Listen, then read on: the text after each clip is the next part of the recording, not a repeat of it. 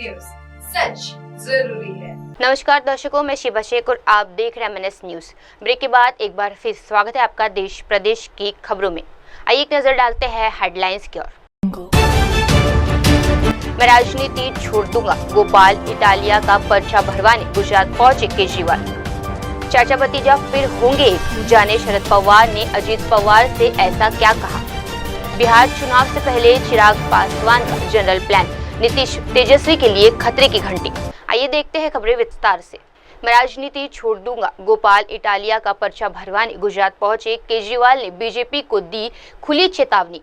आम आदमी पार्टी के सहयोजक और दिल्ली के पूर्व सीएम अरविंद केजरीवाल ने बीजेपी को चुनौती दी है। गुजरात के दौरे पर पहुंचे केजरीवाल ने कहा कि गुजरात में बीजेपी की सरकार है, लेकिन बीजेपी 18 साल से विसावदर की सीट नहीं जीती है।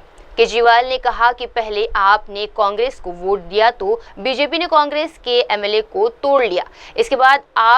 इसके बाद आपको वोट दिया तो आपने विधायक को तोड़ दिया। केजरीवाल ने कहा, इस बार मैंने भी सबसे बड़े हीरो को मैदान में उतारा है। मेरी बीजेपी को खुली चेतावनी है कि इटालिया को खरीद कर दिखाए तो मैं राजनीति छोड़ दूंगा। केजरीवाल ने पंजाब के सीएम भगवंत मान और दिल्ली के पूर्व सीएम अतिशी की मौजूदगी में बीजेपी को निशाने पर लिया। इसके बाद उन्होंने गोपाल इटालिया का नामांकन दाखिल करवाया। 2022 के चुनाव में आपके 5 सीट मिली थी, लेकिन अयोध्या में रामलला की प्राण प्रतिष्ठा से पहले आपके स्थानीय विधायक भूपत भाईवानी की पार्टी छोड़ दी थी। वे बीजेपी में शामिल हो गए थे। आम आदमी पार्टी के सहयोजक और दिल्ली के पूर्व सीएम अरविंद केजरीवाल ने बीजेपी को चुनौती दी है। गुजरात के दौरे पर पहुंचे केजरीवाल ने कहा कि गुजरात में बीजेपी की सरकार है, लेकिन बीजेपी 18 साल से विसावदर की सीट नहीं जीती है। केजरीवाल ने कहा कि पहले आपने कांग्रेस को वोट दिया तो बीजेपी ने कांग्रेस के एमएलए को तोड़ लिया। इसके बाद आपको वोट दिया तो आपने विधायक को तोड़ दिया। केजरीवाल। आइए बढ़ते हैं अगली खबर की ओर। चाचा भतीजा फिर होंगे एक, जाने शरद पवार ने अजीत पवार से ऐसा क्या कहा। महाराष्ट्र की सियासत में चल रही चर्चा। शरद पवार ने एनसीपी के दोनों गुटों के फिर से एक होने की संभावना पर सस्पेंस बनाए रखा है। जब पत्रकारों से अजीत पवार के गुट के साथ हाथ मिलाने के बारे में पूछा तो उन्होंने जवाब दिया कि मुझे नहीं पता। अब सियासी गलियारों में चर्चा है कि अगर वे अजीत पवार के साथ नहीं जाना चाहते तो साफ इनकार कर देते हैं, लेकिन उन्होंने ऐसा नहीं किया। इसका मतलब ये निकल रहा है कि चाचा भतीजा एक हो सकते हैं। ये चर्चा तब शुरू हुई जब शरद पवार ने कहा कि उनके गुट के कुछ नेता सुलह चाहते हैं। इससे पहले 9 मई को पुणे में उन्होंने पत्रकारों से औपचारिक रूप से कहा था कि अगर शरद पवार और अजीत पवार एक होते हैं तो दूसरों को आश्चर्य नहीं होना चाहिए। इसका मतलब है अगर 2 गुटों में फिर से मिल जाते हैं तो किसी को कोई हैरानी नहीं होनी चाहिए। महाराष्ट्र की सियासत में चल रही चर्चा। शरद पवार ने एनसीपी के दोनों गुटों के फिर से एक होने की संभावना पर सस्पेंस बनाए रखा है। जब पत्रकारों से अजीत पवार के गुट के साथ हाथ मिलाने के बारे में पूछा तो उन्होंने जवाब दिया कि मुझे नहीं पता। अब सियासी गलियारों में चर्चा है कि अगर वे अजीत पवार के साथ नहीं जाना चाहते तो साफ इनकार कर देते हैं, लेकिन उन्होंने ऐसा नहीं किया।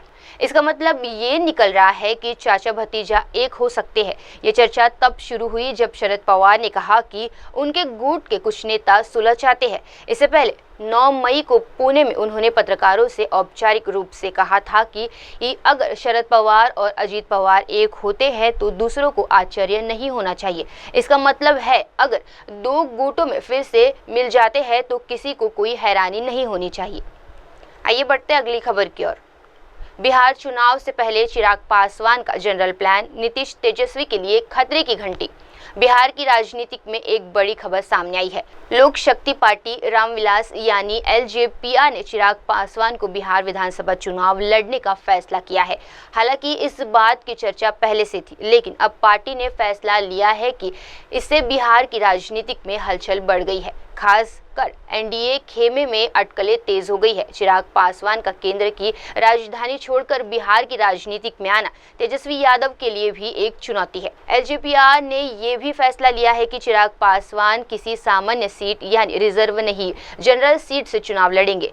ऐसे में सवाल उठता है कि चिराग पासवान का चुनाव लड़ना बिहार की राजनीति के लिए कितना बड़ा है। क्या ये तेजस्वी यादव और नीतीश कुमार के लिए खतरे की घंटी है?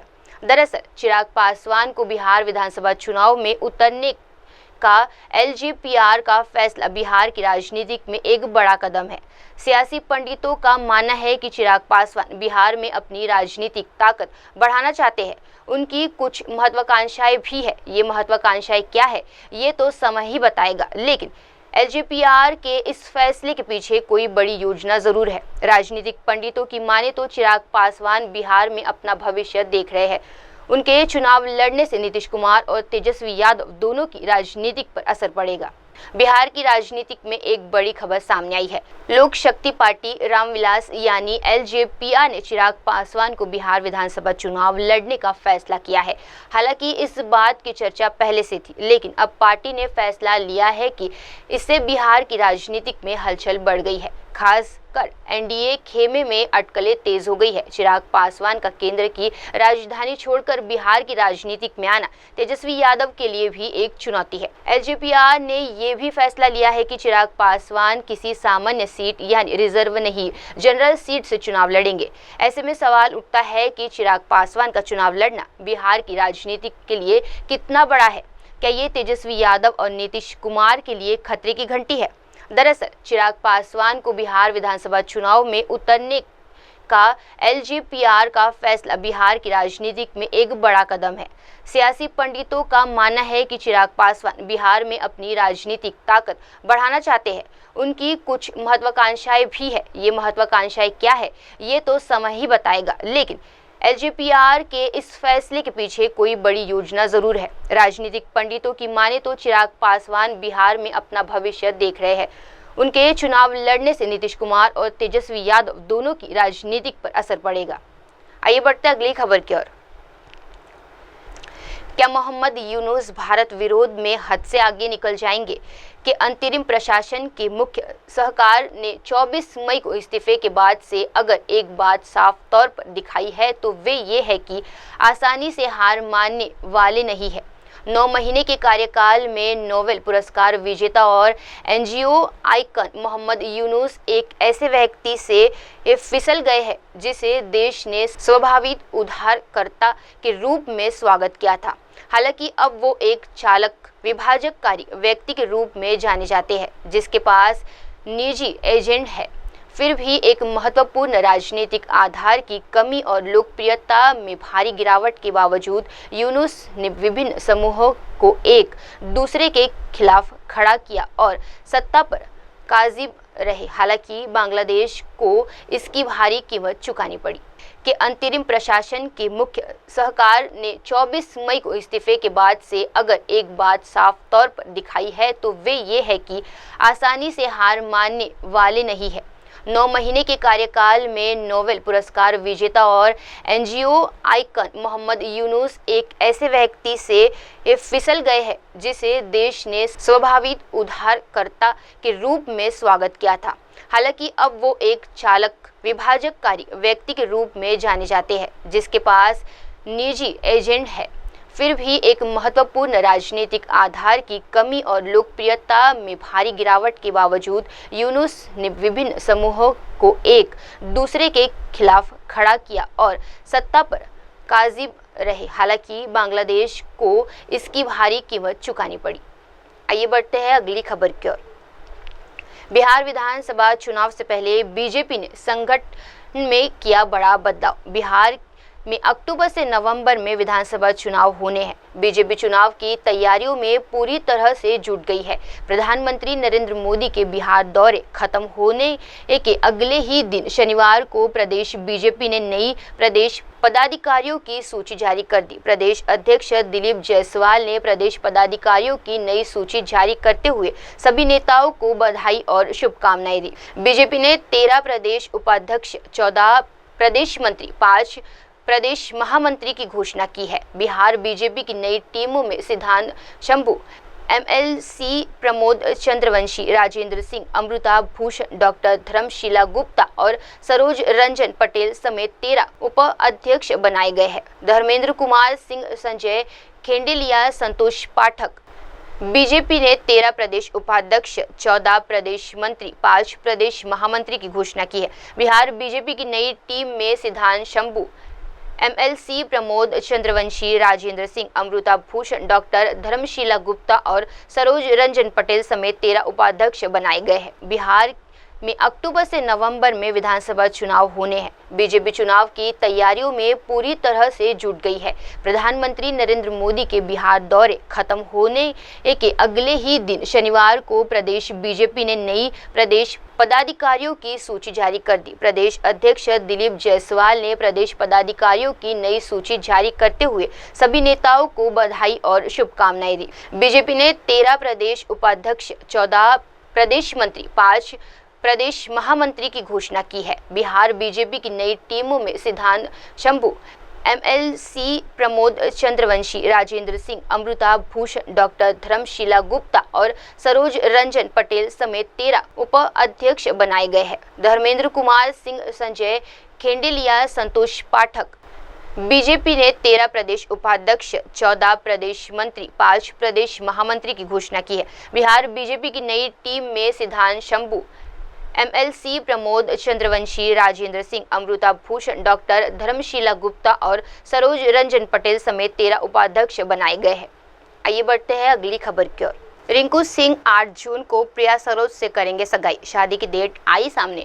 आईपीएल 2025 से कोलकाता नाइट राइडर्स की टीम बाहर हो चुकी है। इसके बाद भी टीम के विस्फोट बल्लेबाज रिंकू सिंह चर्चा में आ गए हैं। ये चर्चा उनके खेल की नहीं बल्कि निजी वजह से है। रिंकू शादी के बंधन में बनने वाले हैं। कुछ समय पहले उनकी शादी की खूब खबरें सामने आई थी। अब बताया जा रहा है कि रिंकू 8 जून को सगाई करेंगे। उनकी सगाई सांसद प्रिया सरोज से होने वाली है। वे मछली शहर से समाजवादी पार्टी की सांसद है। बाएं हाथ से बल्लेबाज रिंकू सिंह 8 जून को प्रिया सरोज से सगाई करेंगे। एक रिपोर्ट में बताया गया कि इसका आयोजन लखनऊ में होने वाला है। शहर के 7 स्टार होटल में कार्यक्रम किया जाएगा। प्रिया सरोज के पिता तूफानी सरोज सपा के विधायक है। सपा विधायक के करीबियों के अनुसार शादी पारंपरिक रीति रिवाज से होगी। सांसद होने के साथ ही प्रिया वकील भी है।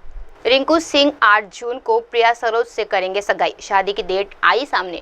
आईपीएल 2025 से कोलकाता नाइट राइडर्स की टीम बाहर हो चुकी है। इसके बाद भी टीम के विस्फोट बल्लेबाज रिंकू सिंह चर्चा में आ गए हैं। ये चर्चा उनके खेल की नहीं बल्कि निजी वजह से है।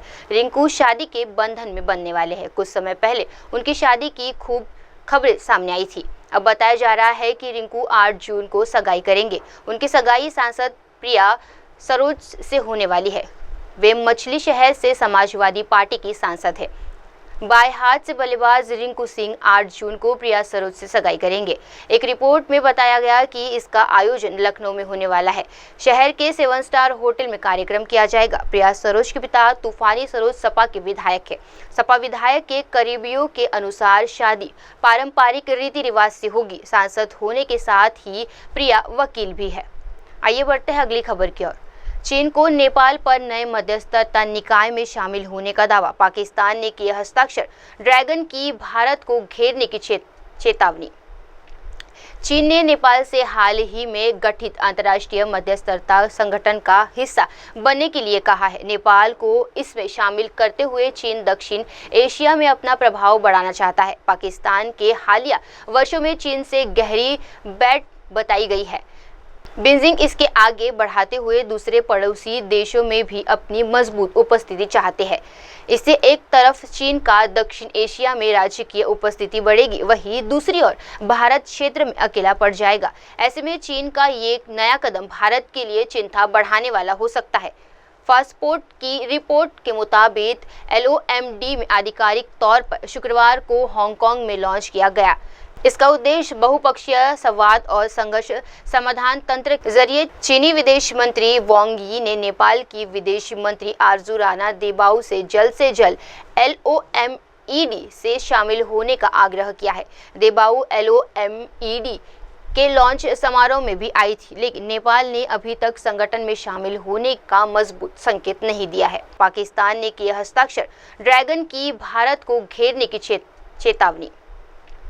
चीन ने नेपाल से हाल ही में गठित अंतर्राष्ट्रीय मध्यस्थता संगठन का हिस्सा बनने के लिए कहा है। नेपाल को इसमें शामिल करते हुए चीन दक्षिण एशिया में अपना प्रभाव बढ़ाना चाहता है। पाकिस्तान के हालिया वर्षों में चीन से गहरी बैठ बताई गई है।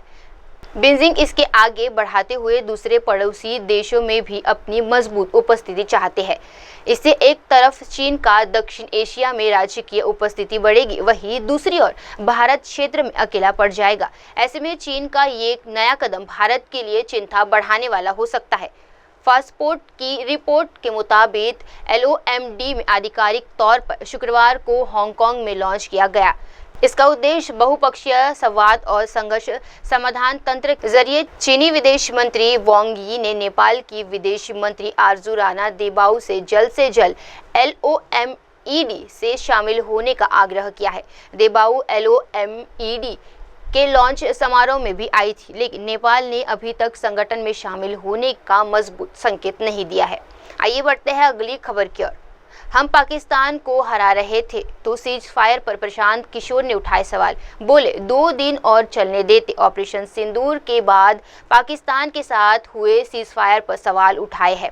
प्रशांत किशोर ने कहा कि जब हम पाकिस्तान को हरा रहे थे तो फिर उनके साथ सीज फायर क्यों किया? सेना को ऑपरेशन के लिए 2 दिन और देना चाहिए थे। बिहार के पूर्वी चंपारण में चुनावी राजनीतिकार से राजनेता बने पीके ने कहा, मैंने विदेशी मंत्री डॉक्टर एस जयशंकर का बयान पढ़ा, जो एक शिक्षित और समझदार व्यक्ति है। उन्होंने कहा कि सीज फायर पाकिस्तान की पहल पर किया गया था। मैं सोच रहा हूं कि अगर पाकिस्तान सीज फायर चाहता था तो इसका मतलब ये है कि सेना सही काम कर रही है। हम पाकिस्तान को हरा रहे थे और अगर पाकिस्तान सीज फायर चाहता तो हम क्यों राजी हुए? बोले 2 दिन और चलने देते। ऑपरेशन सिंदूर के बाद पाकिस्तान के साथ हुए सीज फायर पर सवाल उठाए हैं।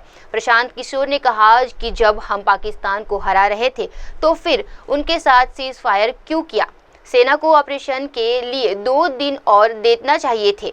बिहार के पूर्वी चंपारण में चुनावी राजनीतिकार से राजनेता बने पीके ने कहा, मैंने विदेशी मंत्री डॉक्टर एस जयशंकर का बयान पढ़ा, जो एक शिक्षित और समझदार व्यक्ति है। उन्होंने कहा कि सीज फायर पाकिस्तान की पहल पर किया गया था। मैं सोच रहा हूं कि अगर पाकिस्तान सीज फायर चाहता था तो इसका मतलब ये है कि सेना सही काम कर रही है।